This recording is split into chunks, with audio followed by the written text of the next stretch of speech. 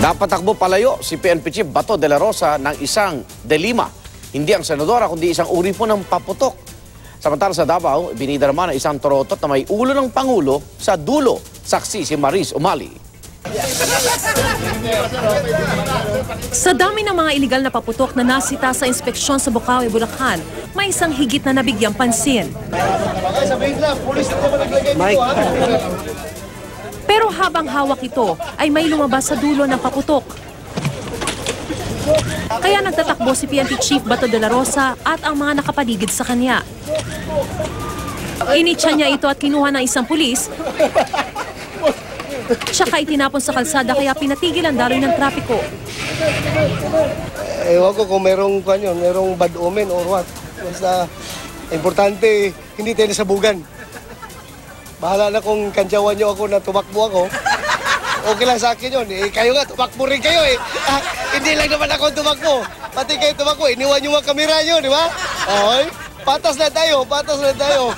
Eh ano nga ba ang dapat gawin kung mangyari sa inyo ito?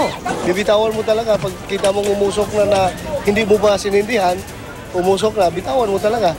At sana kung meron ka pang presence of mind, itapon mo doon sa walang taong matamaan pag yun ay sumabog. Sipin mo, ganito kalaki, sasabog sa'yo, patay ka nito ha. 11 nagtitinda umano ng mga iligal na paputok ang sasampahan ng kaukulang kaso ng pulisya. Nangako naman ng PNP na 24 oras silang magbabantay para di na makalusot ang mga magtatangkapang magbenta ng mga iligal na paputok. Ang iba pang iligal na paputok inilubog sa tubig para di na ma-recycle. Lalo't lagpas 100 na ang biktima ng mga paputok mula December 21 hanggang umaga kanina. Hindi malinaw kung kasama sa bilang ang isang taga-Abra na namula ang ibaba ng isang mata matapos tamaan ng boga na itinutok ng kalaro.